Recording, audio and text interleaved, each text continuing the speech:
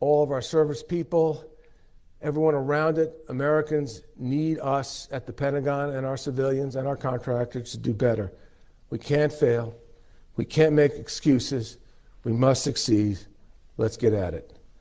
With that, Mr. Secretary, can you please come and speak to us? Thank you, sir. Thank you. Please, take your seats.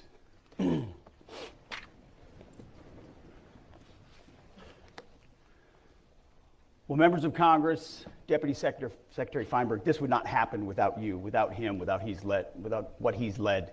Today's not possible, and the reforms you're going to hear about today are not possible. Mr. Chairman, members of the Joint Chiefs, secretaries of our military departments, Undersecretary Duffy as well. Without what has happened at A&S, this is not possible either.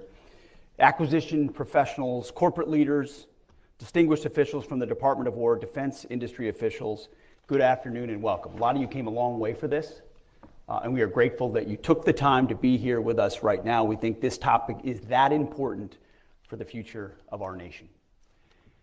Today, I'd like to talk to you about an adversary that poses a threat, a very serious threat, to the United States of America. This adversary is one of the world's last bastions of central planning. It governs by dictating in 5-year plans. From a single capital, it attempts to impose its demands across time zones, continents, oceans, and beyond. With brutal consistency, it stifles free thought and crushes new ideas. It disrupts the defense of the United States and places the lives of our men and women in uniform at risk. Perhaps this sounds like the former Soviet Union, but that enemy is long gone. The foe I'm talking about is more subtle and implacable.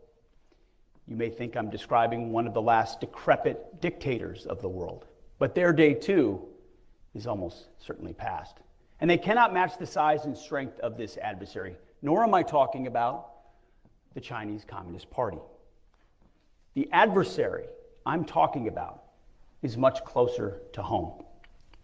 It's the Pentagon bureaucracy. Not the people, but the process. Not the civilians, but the system. Not the men and women in uniform, but the uniformity of thought and action that is too often imposed on them.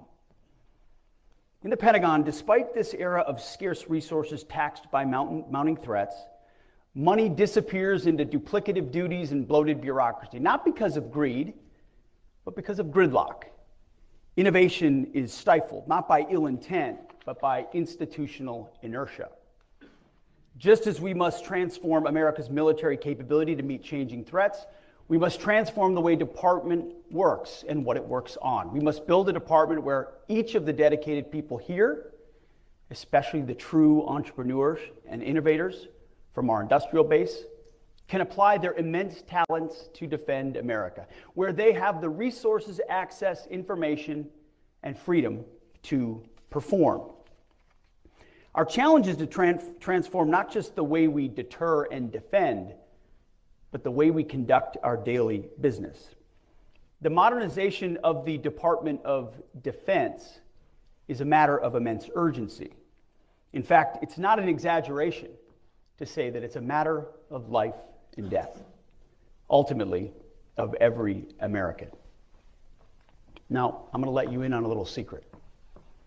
The speech so far is not my own. Those words are practically verbatim from a speech given by Secretary of Defense Donald Rumsfeld on September 10th, 2001. A near carbon copy 24 years later. Now, the world changed the day after he gave that speech on 9/11. And the wars in Iraq and Afghanistan began. As a result, Secretary Rumsfeld never quite had the full opportunity to implement many of his reforms. To quote him, or paraphrase him again, we went to war with the army we had, not the army he or we wanted. Today, the need for Pentagon transformation, not just reform, is even more urgent than it was when Secretary Rumsfeld spoke those words nearly a quarter century ago. And his words are just as true now as they were then. The threat environment we face is advanced and multifaceted. Technology is evolving at an accelerated pace. The information landscape has become increasingly segmented and personal and exploited by our enemies. Many of our adversaries, as you know, don't wear uniforms and use civilians as human shields. Our enemies often activate under the threshold of armed conflict, the gray zone, and intend to destroy us from within. The world seems smaller and more familiar, yet at the same time, more complex. As I alluded to in my Quantico speech a few weeks ago, today we're undertaking a department-wide transformation of requirements, acquisition, and foreign military sales, addressing a core function of what we do at the War Department, identifying what our warfighters need, how we buy those capabilities, and then how we share those capabilities with our allies and partners, all in service of decisively winning any war that we must wage. For too long, our department has been hampered by a bureaucracy bogged down by burdensome and inefficient processes, paralyzed by impossible risk thresholds, and distracted by agendas that have nothing to do with warfighting. Naturally, such a system gives rise to a certain culture within the organization, and people adapt to that culture in order to thrive within it. The institution shapes the individuals as much as the individuals shape the institution. It becomes mutually reinforcing, and over time, the prevailing pattern becomes more and more entrenched, risk-averse, and immovable, to the point that the whole psychology of the department is stuck in a system in which process, not outcomes, matter the most. Previous administrations have tried and failed to address these issues, seeking to go around the process rather than confront it head on, leaving our military and our industrial base weaker as a result. The department's perverse process has in turn fostered a culture in today's defense industrial base that makes it unlike any other American market, uniquely tailored to the Pentagon in the worst way. Unstable demand signals, uncertain projections, and volatile customer base has caused the defense industry to adopt the same entrenched, risk-averse, and lethargic culture that we have in government. The result, an absence of urgency, a fear of innovation, and a fundamental lack of trust between the military customer and our limited, more limited than it should be, defense industrial base. What's worse, the defense industry financially benefits from our backwards culture. Schedule overruns, huge order backlogs, and too predictable cost increases become the norm. Our military and our taxpayers need a defense industrial base that it can count on to scale with urgency in a crisis, not one that is content to wait for money before taking urgent action. This relates to the whole industrial base, and most importantly to the large primes that we do business with today. These large defense primes need to change to focus on speed and volume and to invest their own capital to get there. If we do that, the Department of War is, of course, big-time supportive of profits. We are capitalists, after all. But if they do not, those big ones will fade away. We've all heard this sort of talk before. Transformation of our acquisition process is a war of attrition, a war that we intend to win. Day by day, week by week, month by month, year by year. I'm telling you, Feinberg and Duffy won't stop. It's been the department's fault for far too long that we're in this predicament. And it will take a focused and sustained effort to succeed, and succeed we must. We will no longer ignore the plank in our own eye.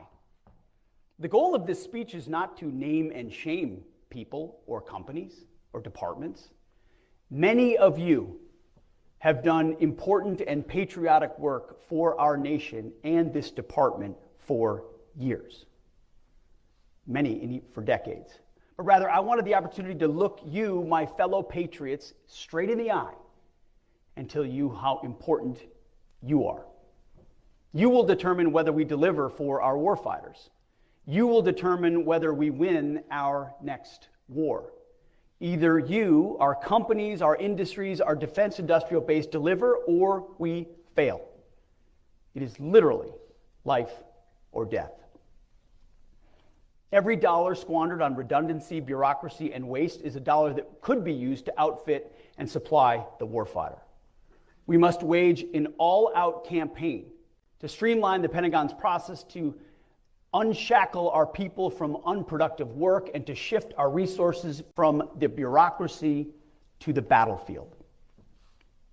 Our objective is simple: transform the entire acquisition system to operate on a wartime footing, to rapidly accelerate the fielding of capabilities and focus on results. Our objective is to rebuild the arsenal of freedom.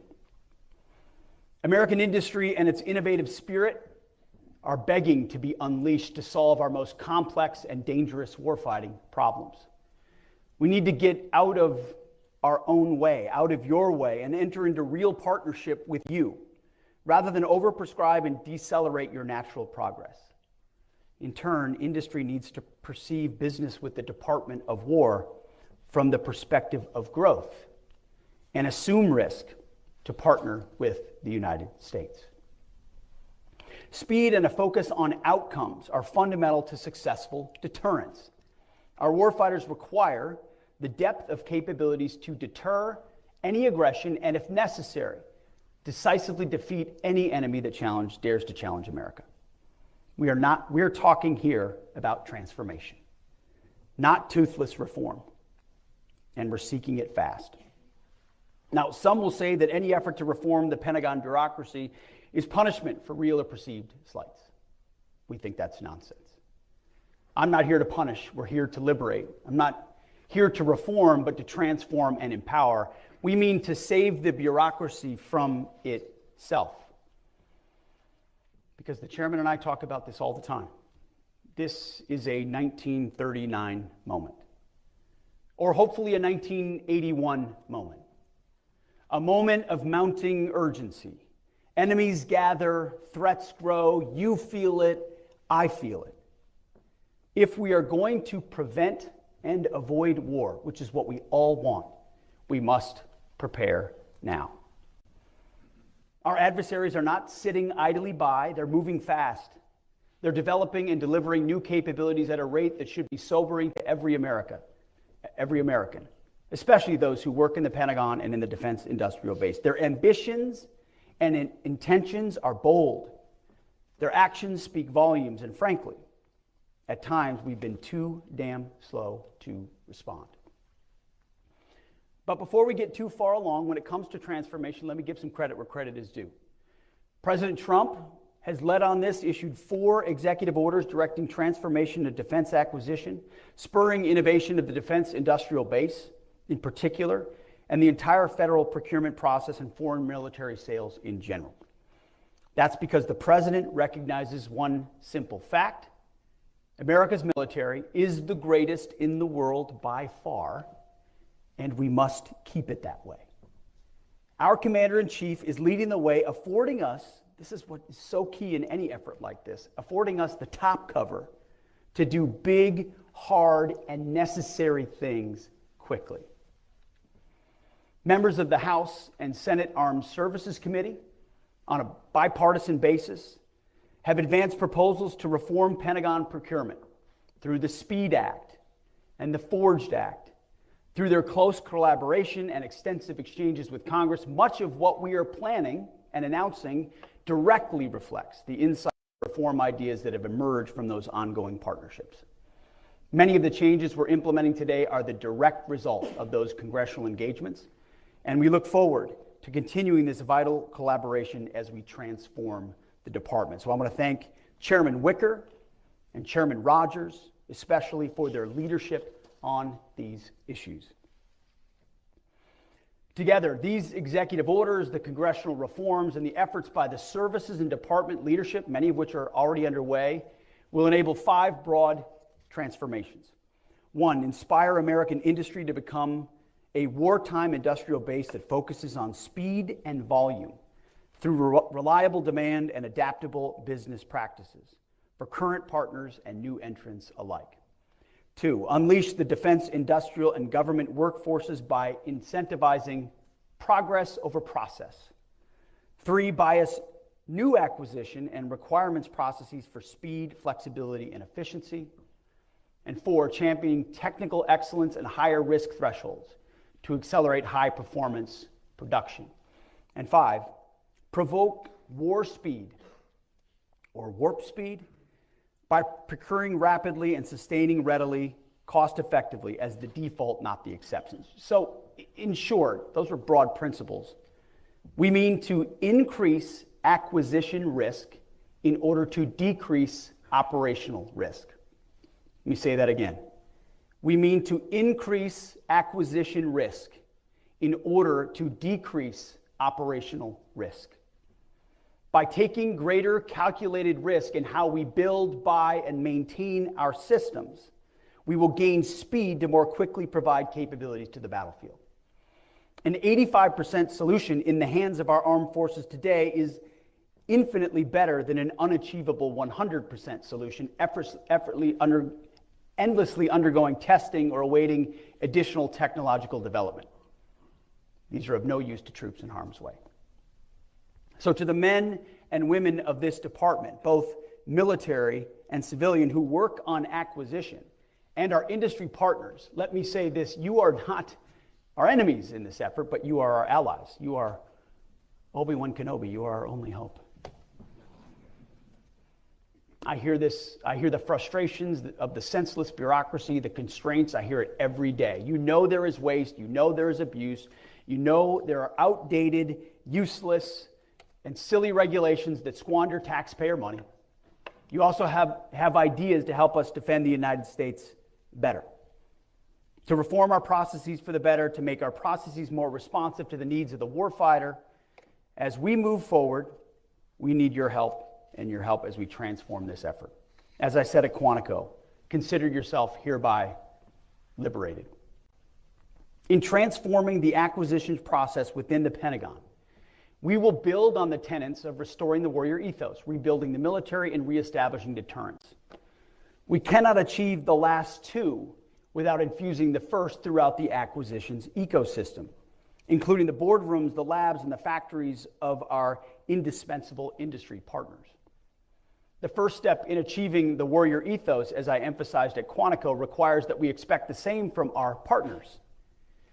It's imperative that industry focus on hiring and promoting individuals based on merit and not on some garbage ideological standard.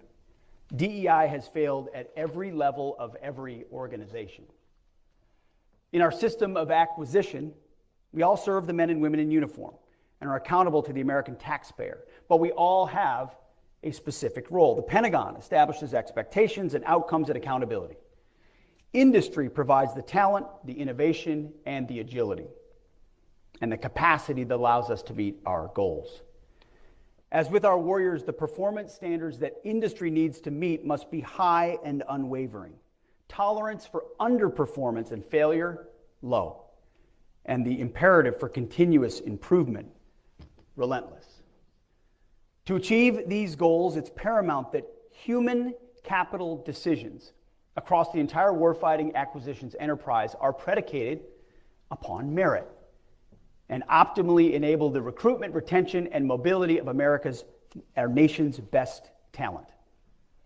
Just as I told the uniform ranks, personnel is policy, so too in acquisition. Human capital decisions focused on hiring, promoting, rewarding, and accountability will directly determine the success of acquisitions reform. And more importantly, whether or not we save our republic. That's how important it is.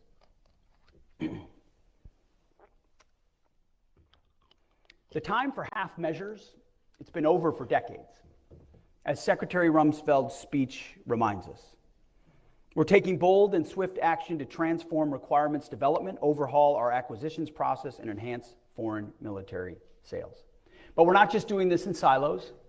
The development of this transformation has prioritized civil-military collaboration at every step, ensuring both our civilian and military leaders across the services and the joint staff directly contributed to the development of the coordination of this overhaul. This was not OSW sitting in a room thinking up ideas. This was collaborative across the Pentagon with the services and the joint staff to figure out how we can make this happen. This is a team effort at the Pentagon, not a hostile takeover.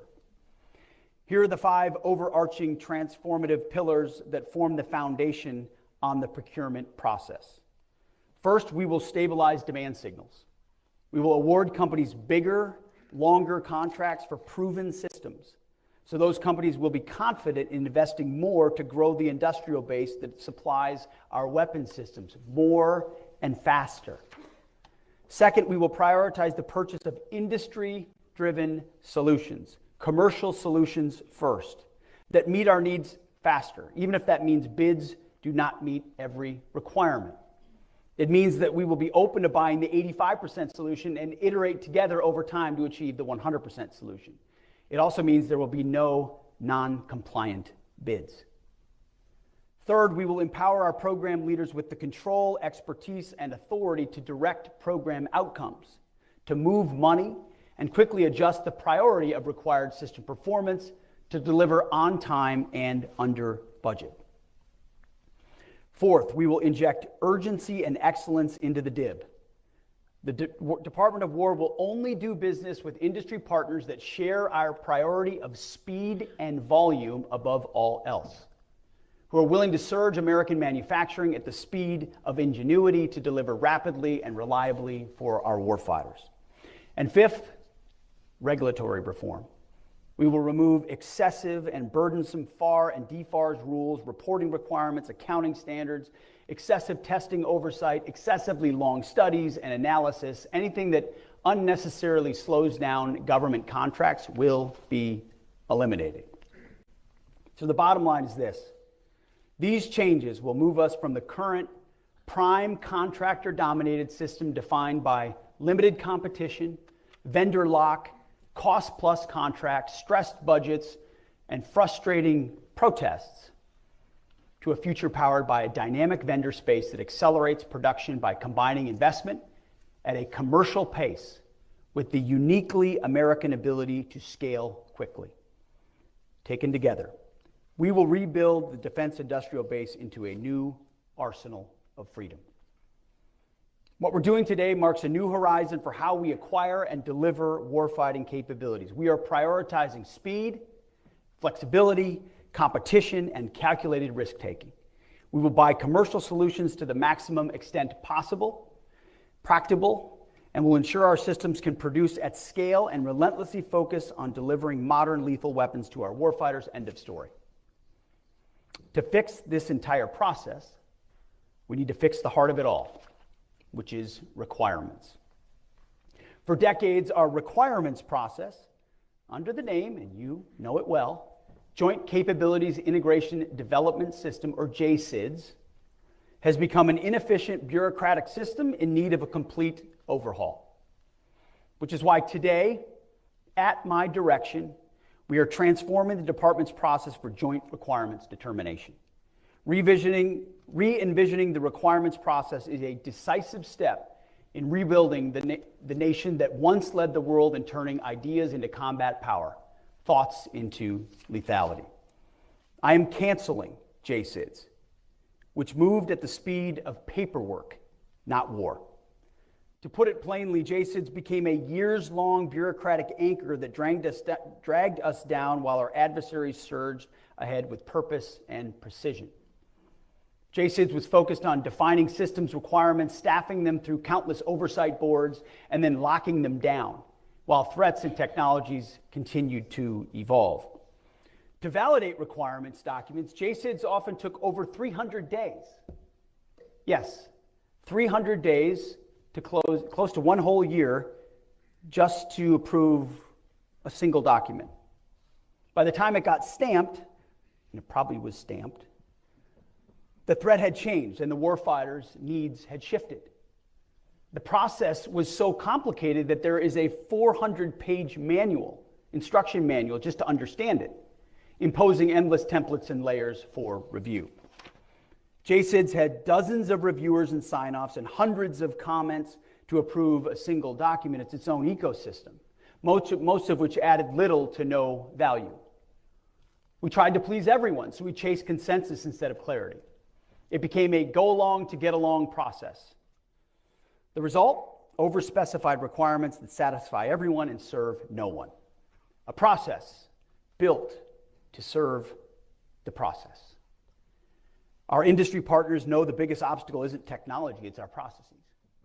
Requirements are unclear or overly prescriptive and even contradict themselves, like that last sentence. They're either so rigid that they strangle innovation or so vague that nobody knows what done actually looks like. Contractors waste time guessing instead of building. The result, cost overruns, frustration on both sides, and delayed delivery to the warfighter.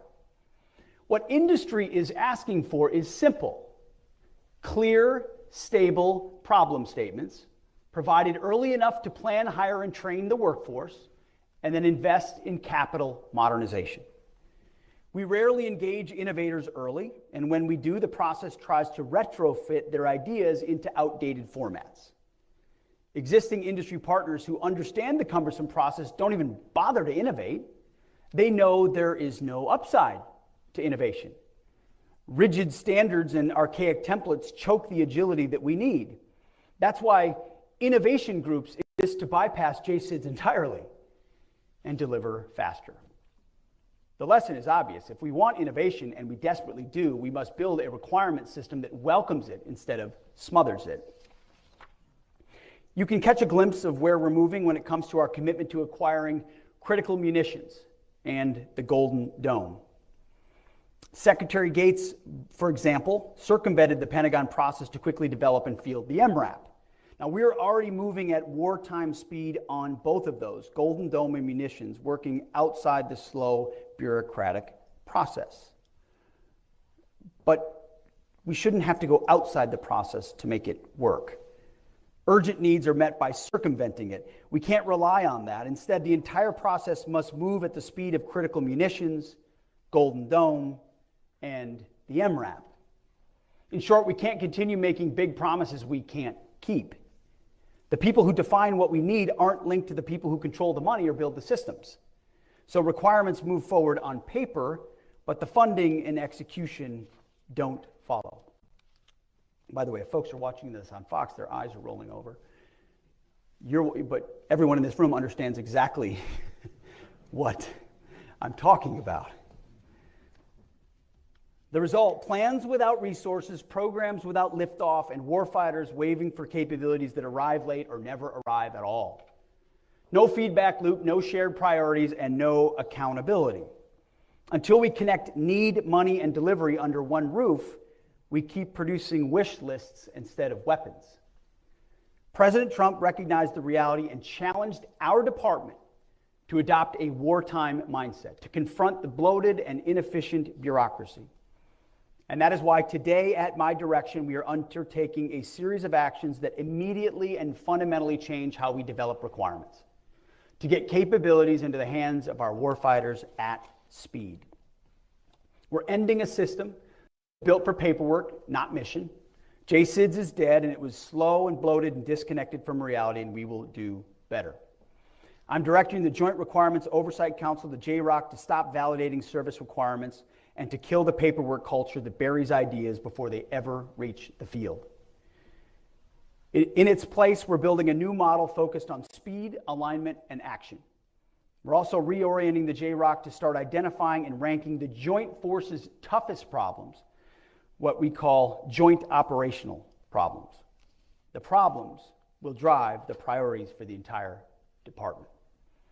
That is why today, at my direction, we're standing up 3 new decision forums in place of JSIDS.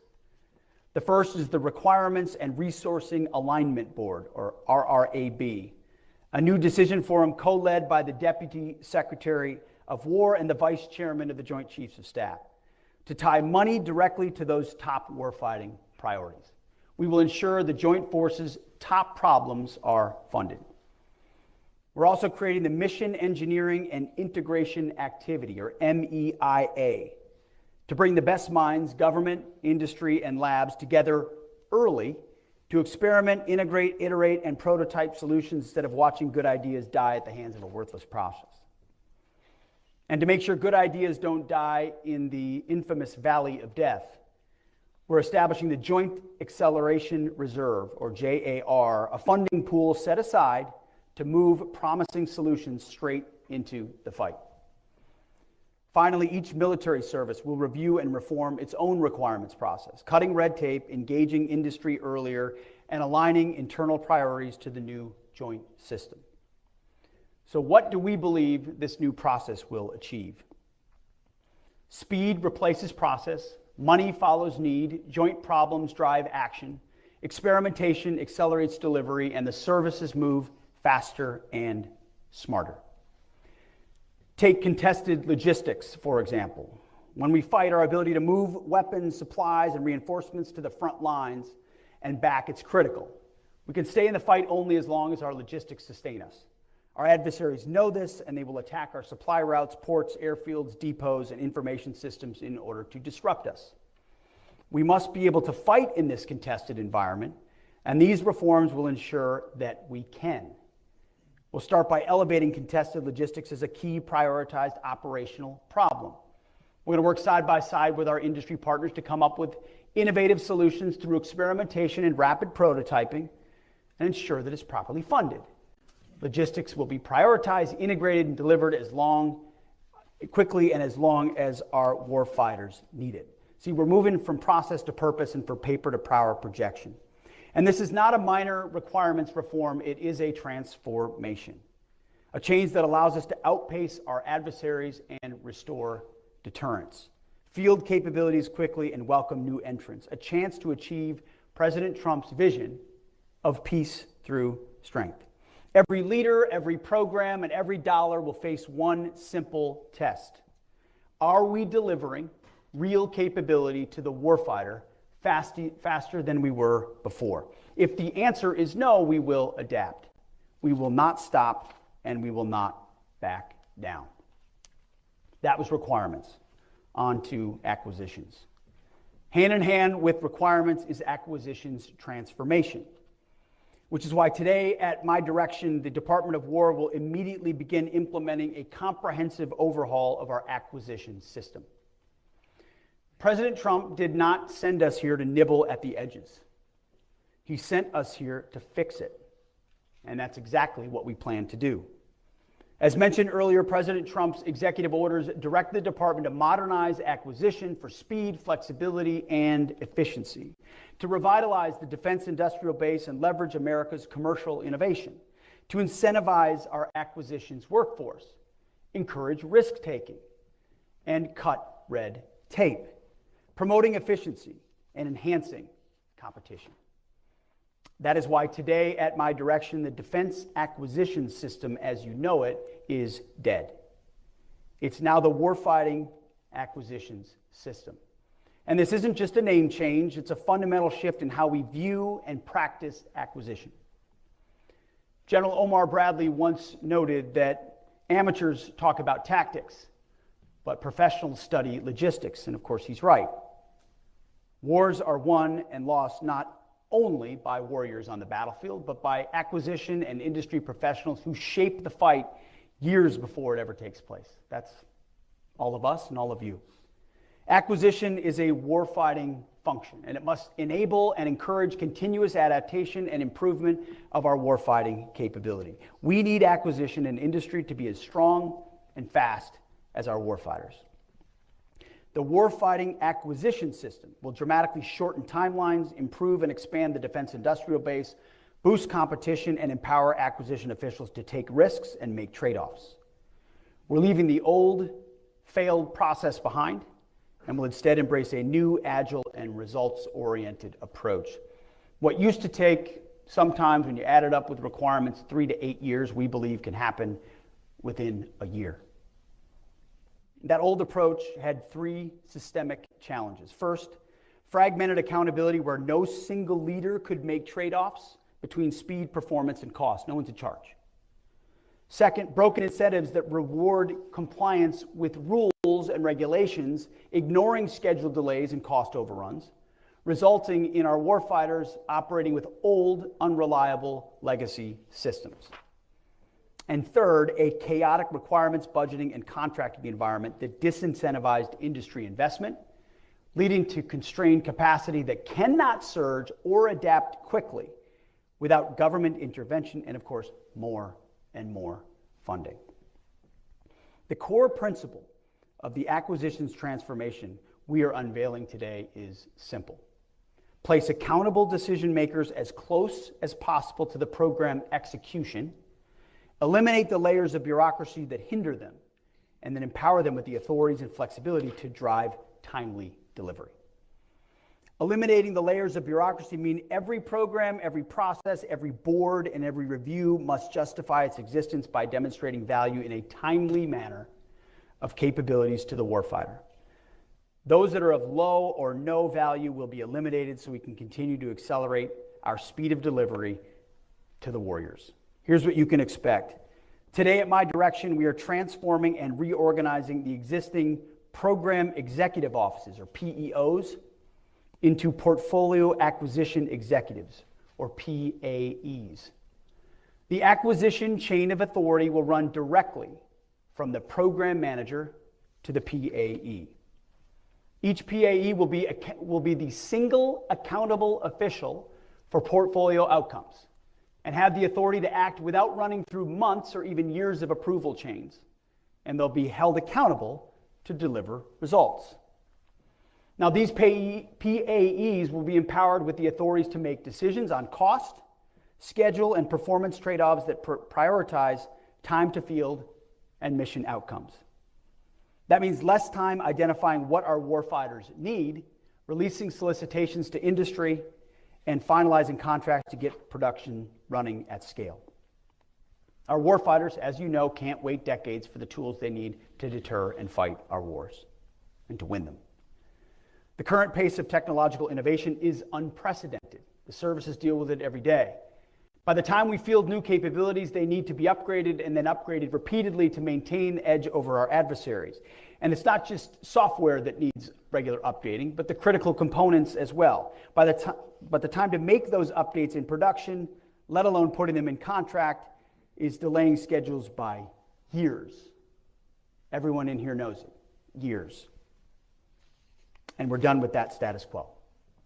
Which is why today, at my direction, the Department of War will issue guidance within the next 180 days for portfolio acquisition executives to implement several game-changing practices.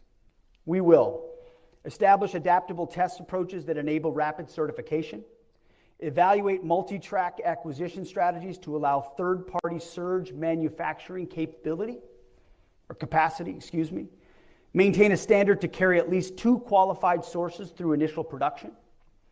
And lastly, we will establish module-level competition through modular open systems approach. The Department's Office of Research and Engineering, led by Undersecretary of War Emil Michael, along with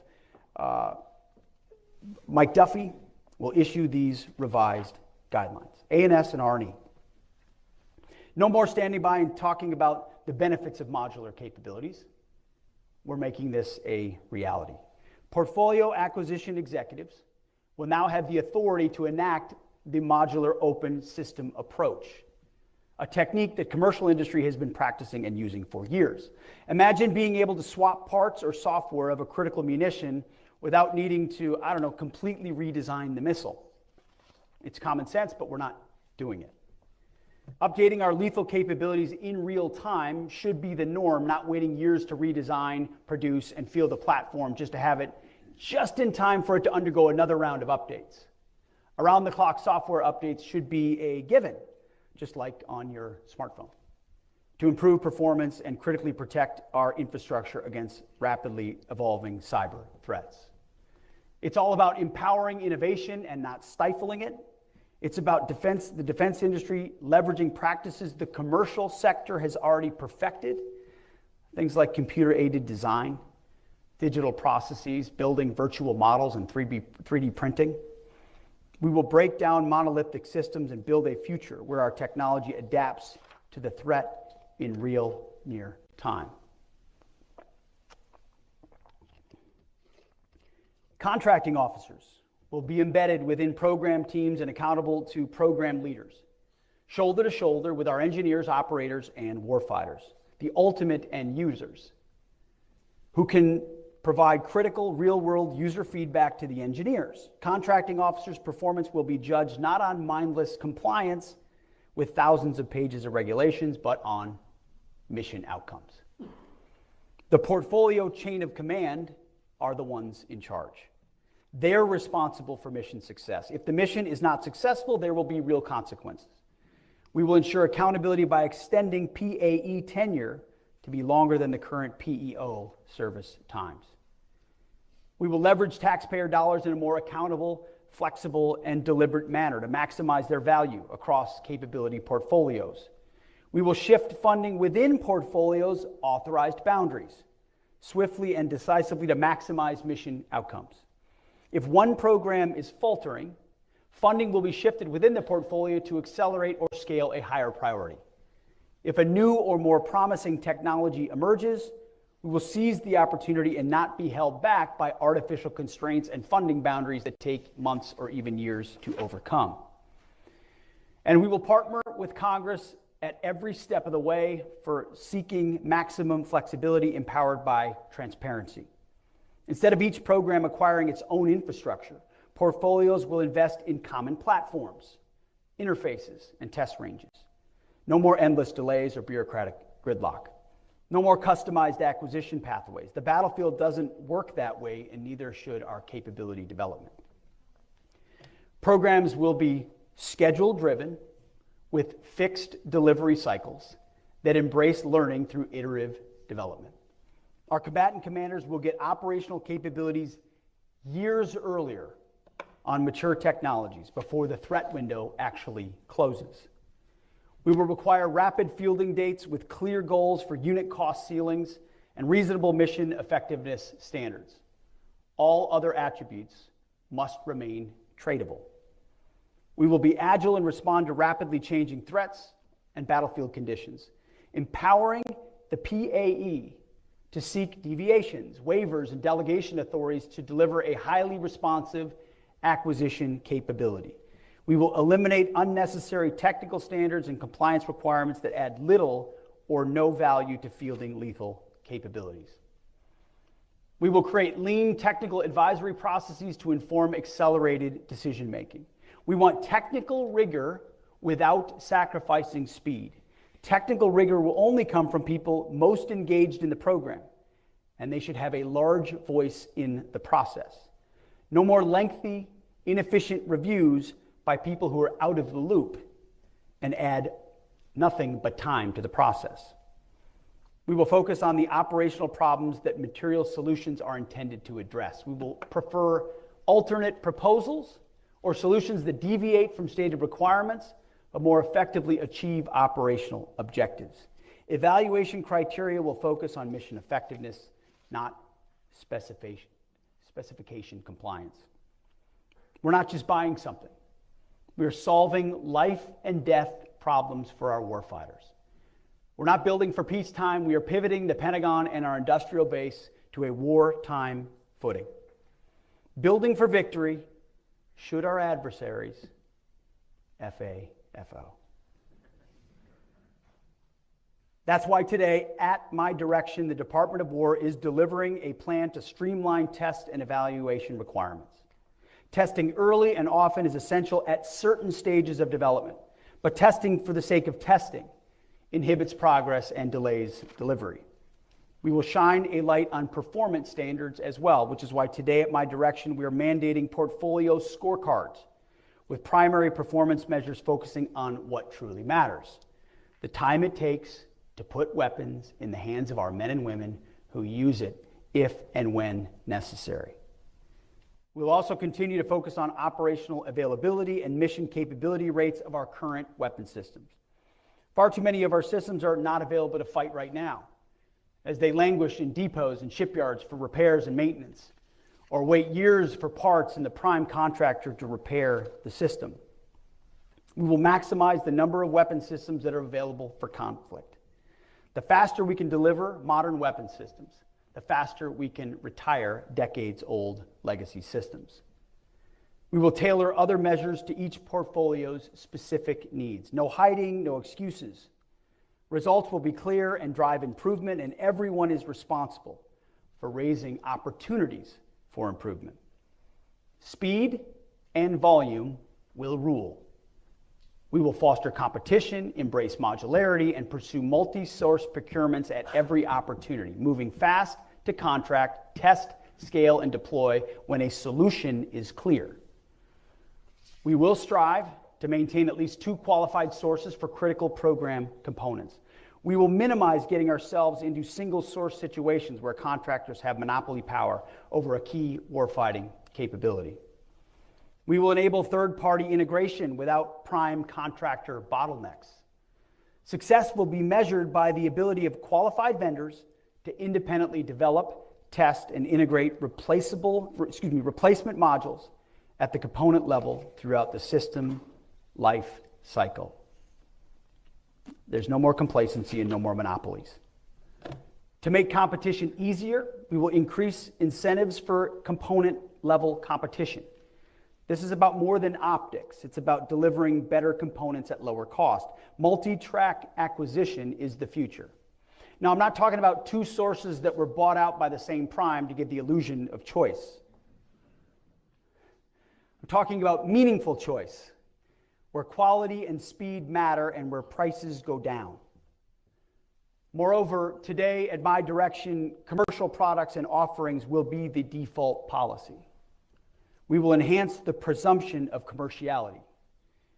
Within 90 days, we will issue guidance that demands a commercial-first and alternative proposals policy to enhance flexibility. We will harness more of America's innovative companies to focus their talent and their technologies on our toughest national security problems. We're leaving too much on the cutting room floor.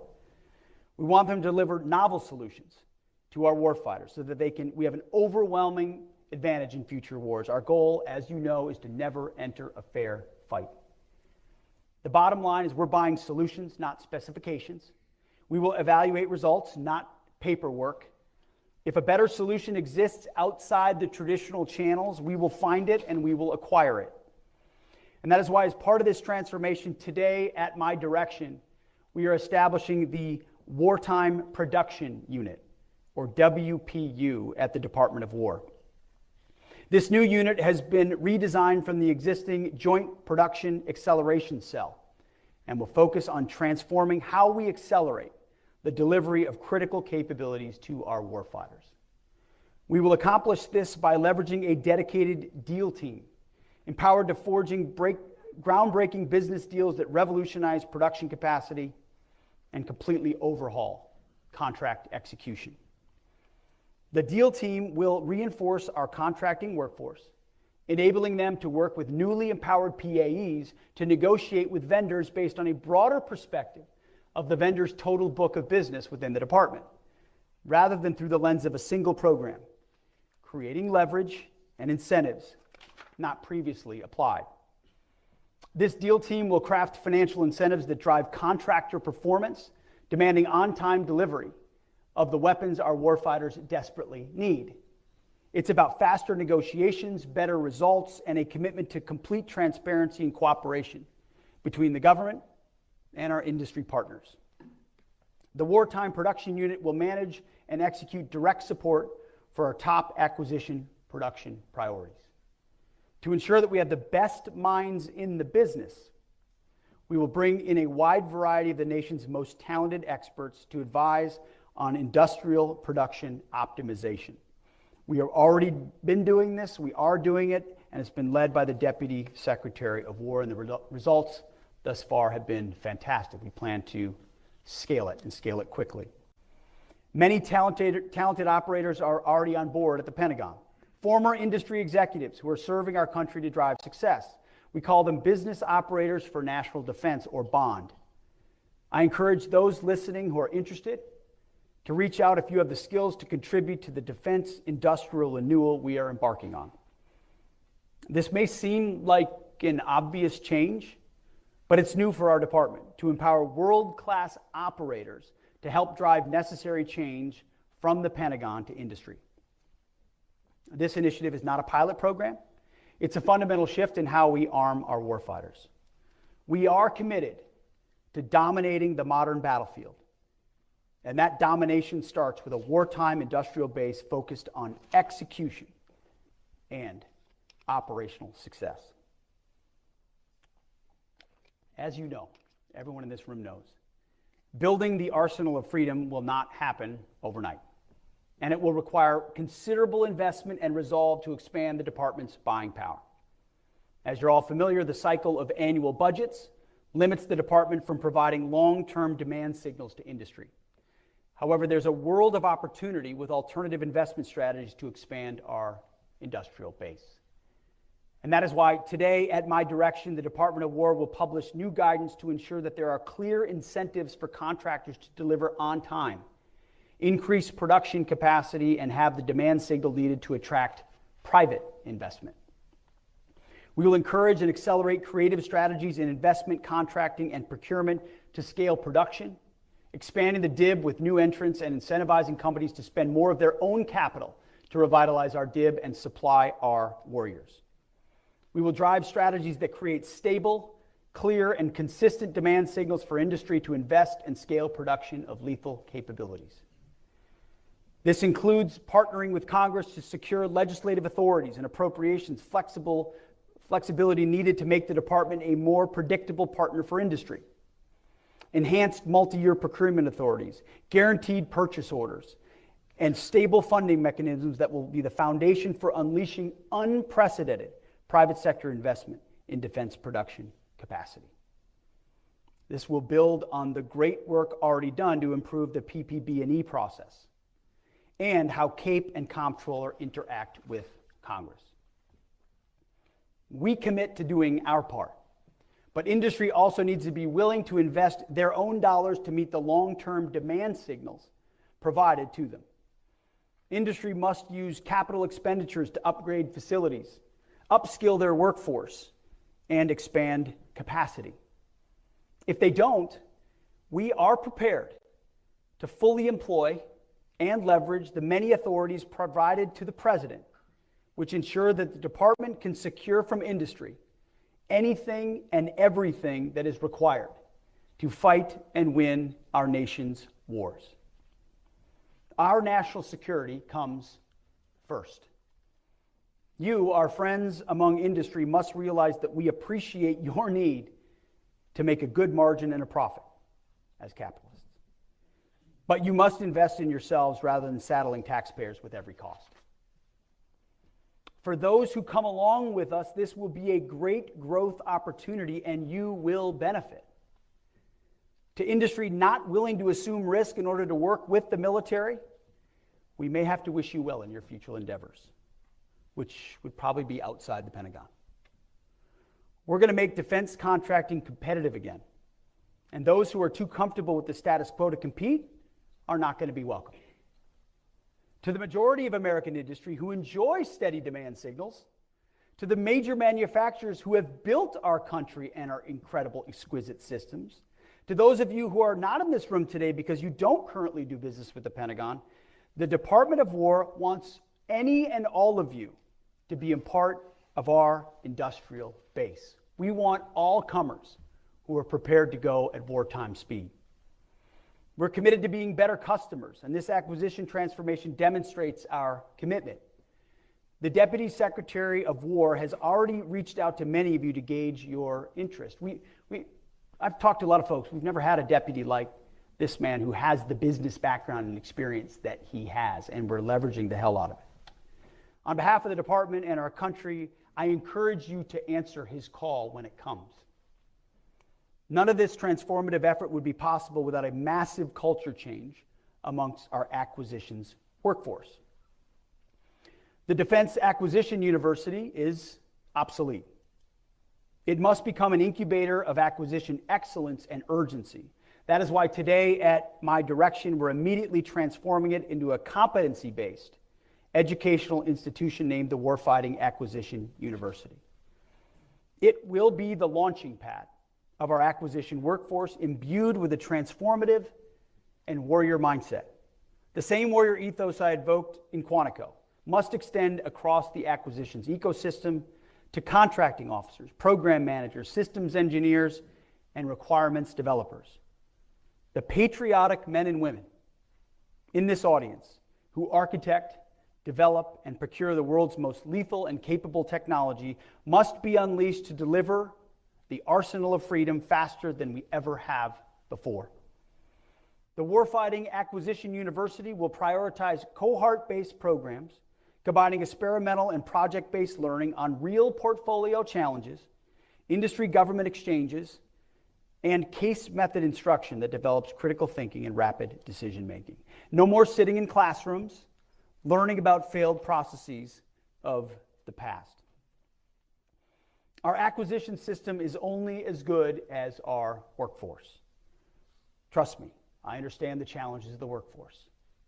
Portfolios and programs can't succeed when leaders rotate out every 2 years. Greater stability ensures deeper insights into technology, relationships with companies, personnel development, and accountability to deliver outcomes. And that is why today, at my direction, the department is developing policies to create blended career paths of key portfolio and program officials, extending their tenure by requiring 4-year minimum terms with 2-year extensions, and tying their incentives to competition, capability delivery time, and mission outcomes. This will ensure accountability for strategies and decisions with continuous improvement throughout execution phases. Again, we're not just making tweaks. We are fundamentally changing the way we do business. These are not just words. We've already done a great deal of the work. In fact, the new acquisition transformation strategy is being released today. And for many of you in this room, it's hitting your inboxes right now, as are all of the directives that we're announcing today. You will have them before you leave this room. It's a great read. I encourage you to check it out. I read more than the executive summary. Speed to delivery is now our organizing principle. It is the decisive factor in maintaining deterrence and warfighting advantage. If our warfighters die or our country loses because we took too long to get them what we needed, we have failed. It is that simple.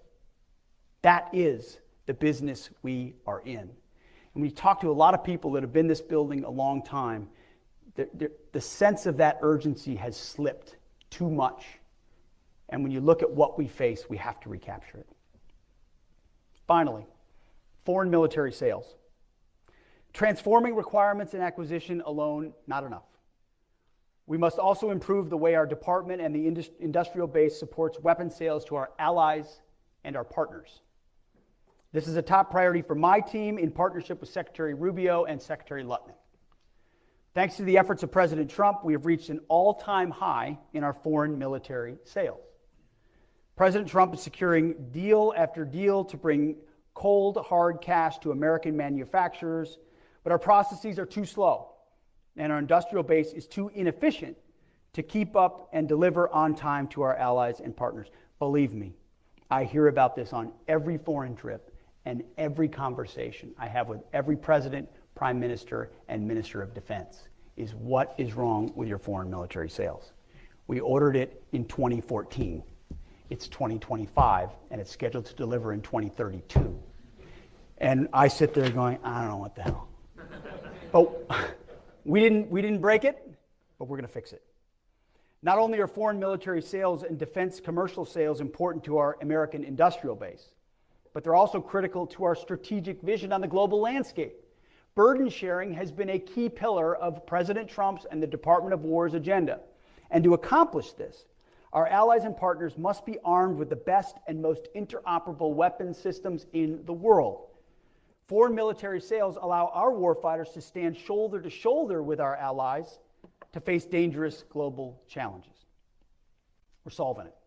Hundreds of billions of dollars annually in foreign military sales and defense commercial sales for American-made weapon systems will provide our companies with the fuel to invest in new manufacturing plants, hire engineers, and source components and materials from thousands of subcontractors and suppliers. More effective FMS and DCS will help revitalize the industrial base, you know this, create tens, if not hundreds of thousands of American jobs, lower the cost of deterrence to the U.S. taxpayer, and accelerate capability delivery to our partners that want to buy American-made. They don't want to buy Russian, they don't want to buy Italian, they don't want to buy French, they want to buy American, but they don't want to wait a decade for it. So what's been the issue? Red tape, inefficiency, and a lack of investment in our defense industrial base. Well, we're sitting on a massive opportunity to supercharge our defense sales and industrial might, to add the surge capacity we need to increase volume for American stocks. The key lies in cracking the code on process efficiency and aligning sales with our efforts to revitalize the defense industrial base.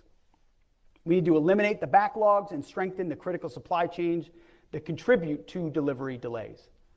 When we promise to supply our partners with critical capabilities, we must deliver on time every time. Our success ensures their ability to fight and win, and we can and must do better. We're taking decisive action to resolve it. We've worked to bake exportability into the acquisition lifecycle from the very beginning, and we're investing heavily in making that a reality. We're modernizing our IT systems and establishing clear performance metrics to track progress and identify bottlenecks. At the operational level, some of our combatant commands, I've seen it firsthand, have similarly begun moving out to remove FMS process inefficiencies at the tip of the spear in theater. But the next step is a crucial one, and that's why today, at my direction, I'm directing the realignment of operational control of Defense Security Cooperation Agency, DSCA, and the Defense Technology Security Administration, DTSA. We're moving it from under the Secretary of War for Policy to the Undersecretary of War for Acquisition and Sustainment. So from policy to A&S. Now you might ask yourself, how does an internal Department of War shift in reporting structures make any difference? It makes a huge difference. In delivering defense articles and services to our allies and partners, it's a complex process, and success demands a unified approach across the entire acquisition lifecycle. From the first dollars invested in research and development, all the way through maintenance and delivery of spare parts. When a foreign partner or ally needs to acquire a new capability from the United States, we need to ensure that the department's own processes are efficient, effective, and primed to rapidly review those capabilities for transfer or place them on contract and then delivered as quickly as possible without impeding deliveries to the U.S. warfighter. By planning against a total aggregated picture of global demand against our industrial might, we can achieve breakthrough results, rapidly equipping our allies, bolstering global stability, and projecting American strength. That's exactly what this realignment gets after. By aligning DSCA and DTSA under A&S, we provide leadership focus and establish clear lines of accountability. We're better integrating FMS with our warfighter acquisition system and our defense industrial base activities. What you get is stronger cohesion of our acquisition, security cooperation, and technology security enterprise. U.S. operational and industrial readiness are maximized, and interoperability with allies is increased. And if it's done well, continued year-over-year growth in sales of American-made systems will skyrocket. You should all love that. Starting today, we will now manage our defense sales enterprise with a single integrated vision from initial planning to contract execution to delivery. I mean, it was staggering when we tried to get our arms around just one particular system and who we were giving it to, how many we were giving it to them, and when we were giving it to them. It was a multi-week exercise just to understand that system. It was not a complex system. That system, who it was going to, how long it would take, how it traded off of ours, we had no idea. So half of this is just totally understanding that process top to bottom. At the end of the day, unifying defense sales under a single roof in the Defense Department of War ensures that we aren't making promises that we can't keep, and that our allies receive the capabilities they need when they need them. But this is just the beginning of transforming our approach to defense sales. There's much more to come in the months ahead, because this is about more than selling weapons. It's about building partnerships, strengthening our industrial base, and ensuring that American-made military equipment remains the gold standard for defense around the world. We believe that what we've announced today is a total transformation of how we do business at the War Department. Not simple reform, but a fundamental shift in how the War Department operates. This transformation is, as I stated earlier, a war of bureaucratic attrition, and it is one that we intend to win. This is not a speech. This is not a fire and forget. This is the beginning of an unrelenting onslaught to change the way we do business and to change the way the bureaucracy responds. We will not relent, and we probably won't sleep, because we believe it's that important for our warfighters in the field. We're moving away from a culture of bureaucracy and risk aversion and embracing a culture of agility, innovation, and results. We will revitalize our defense industrial base by changing how we do business with our current defense contractors, fostering competition, and embracing commercial solutions. By the way, some of our services have already done great work in these spaces. So this is not to say there hasn't been a running start with some of our services on this, and I want to acknowledge that.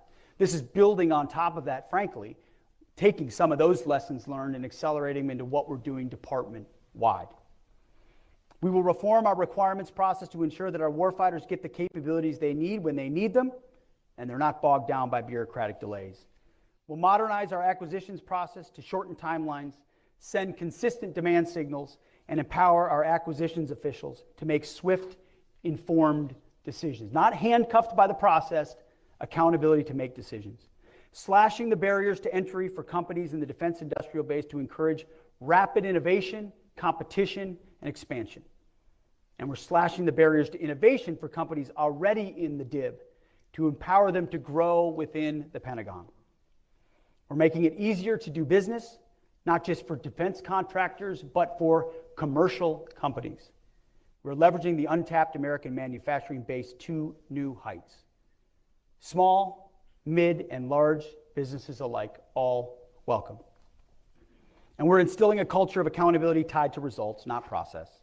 More jobs, faster delivery of lethal capabilities, and an industrial base that can surge if called upon. It's not just a pipe dream. We're driving toward that pace. We won't do incremental improvements. This is about fundamentally reshaping our approach from concept to delivery.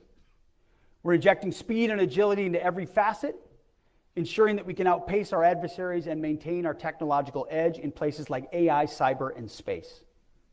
It's not about building a military that is not only strong, but it's how to be adaptable, resilient, and ready to meet any challenge with a magazine depth that makes sure that any fight we choose or that which is thrust upon us is an unfair battle. So much of this is about magazine depth. Not just about what we can make, it's how much of it can we make and how quickly can we deliver it. We're not just building a stronger military today, we are laying the foundation for continued dominance in the decades to come. We intend to build a dynamic and responsive system that can adapt to emerging threats and leverage new technologies. We're ensuring that future generations of warfighters have the tools and the capabilities to defend our nation. The War Department will be ready when the time comes. We will have and we will be the arsenal for freedom. The world is watching. Our adversaries are watching. Our allies are watching. We must show them that America is back stronger and more determined than ever to defend our interests and uphold freedom. Our warfighters are depending on us, and we cannot fail. Let there be no question. The 2.1 million Americans who wear our nation's cloth, active, guard, and reserve, and the hundreds of thousands who support them in suits, in coveralls, in welding helmets, they comprise the finest military in the history of the world, no doubt. They stand ready to face down any threat, anytime, anywhere. President Trump says it all the time, and he's completely right. We have the best, strongest, most lethal military in the world. Our job is to liberate them from any antiquated systems and incentives of the past, delivering them the military of the future at speed. We know the threat. I know the threat, you know the threat. We know the environment, this is our moment. May we leave here with a renewed sense of purpose and a shared commitment to action, because you're definitely leaving with a full inbox. If we must, we will go to war with the military and equipment we have, and we will win. We have the best and the strongest. But today, let's build on the vision of what Secretary Rumsfeld aspired to in his September 10th, 2001 speech. Building the military we want and the military we need. The arsenal of freedom. That, my friends, is what we owe our warriors, present and future. So thank you all for what you do. May God bless you, and may God continue to bless our great republic. Thank you. Appreciate it. Thank you. Thank you, guys. Thank you. Thank you, brother. Good to see you.